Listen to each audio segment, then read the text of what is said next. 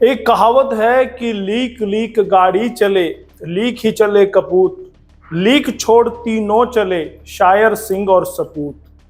इसी कहावत का अनुसरण करते हुए आज से एसएनए में भी अपनी लीक हम बदलेंगे। आज तक एसएनए में आप नेताओं की जिंदगी के बारे में जानते रहे, लेकिन अब हम नेता और उनसे जुड़ी राजनीति के बारे में जानेंगे। वो राजनीति के घटनाक्रम के बारे जानेंगे जो राजनीति को बदलने में सहायक सिद्ध हुए। राजनीति के बनते बिगड़ते समीकरण, बदलते दाव पेंच और हर दाव के पीछे छुपी राजनीति के बारे में जानने की कोशिश करेंगे। तो फिर चलिए आज से बात करते हैं हरियाणा की उस ताजा तरीन राजनीति के बारे में जिसकी चर्चा राजनीतिक गलियारों में बड़ी तेजी से है।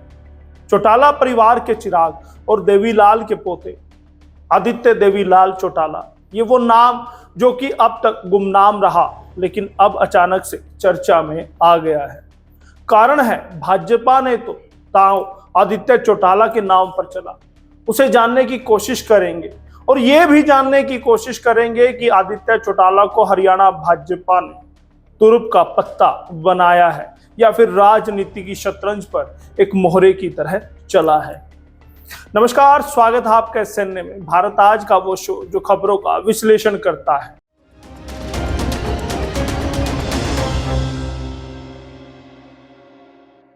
अब जिस शख्स ने खुद को अचानक से चर्चा के केंद्र में लाख कर खड़ा कर दिया है, जरा उनके बारे में थोड़ा बहुत जान भी लेते हैं। उनके बारे में समझ लेते हैं कि कब उनका जन्म हुआ, कहां से राजनीति शुरू हुई। 1977 में जन्मे आदित्य चौटाला वर्तमान में 46 वर्ष के हैं। उनके पिता का नाम जगदीश चौटाला था जो कि स्वर्गीय देवीलाल के चौथे बेटे थे। आदित्य चौटाला के दो भाई और हैं जिनके नाम अभिषेक और अनिरुद्ध हैं। आदित्य चौटाला के दोनों भाई पेशे से वकील हैं, जबकि खुद आदित्य ने राजनीति का रास्ता चुना। नाम के साथ चौटाला नहीं देवीलाल लिखते हैं आदित्य। आदित्य के पिता जगदीश चौटाला राजनीति में सक्रिय नहीं रहे।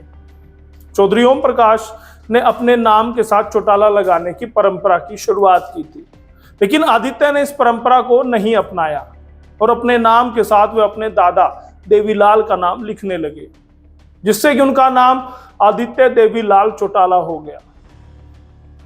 भाई अभय चौटाला की पत्नी को दी थी मां। सक्रिय राजनीति में आने से पहले आदित्य चौटाला जनवरी 2016 में पंचायत चुनाव लड़ चुके थे। आदित्य चौटाला सिरसा जिला परिषद के जोन 4 से जिला पार्षद बने थे। उस चुनाव के दौरान उन्होंने अभय सिंह चौटाला की पत्नी व भाभी कांता चौटाला को हराया था। बस तभी से आदित्य चौटाला पर भाजपा की निगाहें पड़ी थी। साल 2019 में भाजपा में हुए थे शामिल। आदित्य चौटाला मुख्य धारा की राजनीति में आज से ठीक 4 साल पहले उतरे थे। उन्होंने 2019 में भाजपा का दामन थामा, या फिर यूं कहिए कि हरियाणा की भाजपा सरकार में एंट्री मारी थी। खास बात तो यह है कि तब देश में लोकसभा के चुनाव होने थे। इसके ऐलान होने के महज कुछ घंटे पहले ही आदित्य चौटाला भाजपा की राह पकड़ चुके थे। साल 2019 में डबवाली से लड़ा था चुनाव। भाजपा में शामिल होने के बाद आदित्य चौटाला को चुनाव लड़ने का भी मौका मिला। साल 2019 में भाजपा की टिकट पर सिरसा की डबवाली सीट से आदित्य चौटाला मैदान में थे। सिरसा जिला परिषद के रिजल्ट को देखते हुए भाजपा को उम्मीद थी कि इस बार तो कुछ करिश्मा होगा, लेकिन हुआ इसके उलट। आदित्य चौटाला का किस्मत ने साथ नहीं दिया, उन्हें हार का मुंह देखना पड़ा। कांग्रेस के अमित सिहाग से आदित्य चौटाला को हार मिली थी। पहली ही बार में 51,000 से अधिक वोट। चौटाला परिवार का दबदबा सिरसा सीट पर किस कदर है, अंदाजा इसी बात से लगा लीजिए कि उनके प्रत्याशी को जनता वोट देने में निराश नहीं करती। वहीं आदित्य चौटाला ने जब पहली बार सिरसा की डबवाली सीट से चुनाव लड़ा था, तब उन्हें 51,248 से अधिक वोट प्राप्त हुए थे, यानी कि उनका वोट प्रतिशत तकरीबन 32.61% था, जो कि अपने आप में बड़ी बात है। इस सीट पर अमित सिहाग महज 15,000 वोटों के अंतर से ही जीते थे, यानी कि एक बड़ा नेता के तौर पर उभरे थे आदित्य चौटाला। आदित्य चौटाला को 2 बार मिले बड़े पद। हरियाणा भाजपा के नेता आदित्य चौटाला की अहमियत को जानते हुए भाजपा ने उन्हें सरकार की ओर से 2 बड़े पद दिए हैं। साल 2019 में जहां उन्हें हरियाणा राज्य सहकारी कृषि और ग्रामीण विकास बैंक लिमिटेड का चेयरमैन बनाया गया, तो वहीं अब साल 2023 के आरंभ में ही हरियाणा मार्केटिंग बोर्ड का चेयरमैन बनाकर आदित्य का राजनीतिक कद बढ़ा दिया। क्यों बढ़ाया आदित्य का राजनीतिक कद? अब आपके मन में ये शंका होगी, ये सवाल होगा कि आखिर ये कद बढ़ाने की बात चली कहां से? भाजपा ने आदित्य चौटाला का राजनीतिक कद यूं ही नहीं बढ़ाया है। इस दांव के जरिए पूर्व उप प्रधानमंत्री चौधरी देवीलाल के परिवार के बीच राजनीतिक प्रतिद्वंद्विता और आने वाले समय में इनेलो से मिलने वाली चुनौतियों को देखते हुए यह सब किया गया है। तो वहीं अगले साल विधानसभा चुनाव और संसदीय चुनाव से पहले सियासी दबदबे वाले चौटाला परिवार से जुड़े वोट बैंक को साधने की कोशिश आदित्य के जरिए की गई है। यानी कि जो वोट बैंक है, जो देवीलाल के, जो इनेलो का परंपरागत वोट है, उसे साधने की कोशिश है। सिरसा से एकमात्र जाट चेहरा आदित्य चौटाला। आदित्य चौटाला के तौर पर भाजपा के पास सिरसा में एकमात्र जाट चेहरा है। हालांकि इससे भाजपा के पास एलनाबाद के पवन बेनीवाल जाट चेहरा थे, इससे पहले थे, लेकिन किसान आंदोलन के समय उन्होंने पार्टी को छोड़ दिया था, जिसके बाद अब भाजपा के पास एकमात्र विकल्प आदित्य है। आदित्य चौटाला को चेयरमैन बनाकर जाट मतदाताओं को साधने की भी कोशिश की गई है। साथ ही देवीलाल परिवार से होने के कारण आदित्य चौटाला को जाट नेता के रूप में स्थापित करके 2024 में कुछ बड़ा कमाल सिरसा में, हरियाणा में भाजपा करना चाहती है। आदित्य चौटाला को पक्के सपोर्ट के यानी पक्के पिलर के तौर पर देख रही भाजपा।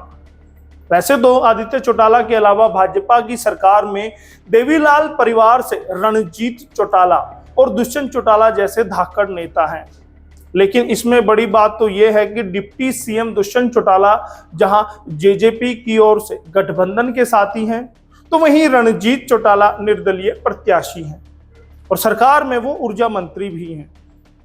लिहाजा भाजपा इन दोनों नेताओं पर ही निर्भर नहीं रहना चाहती, बल्कि वो तो सिरसा के गढ़ में अपना ही एक पक्का साथी रखना चाहती है, जो मजबूत स्तंभ बने पार्टी के लिए।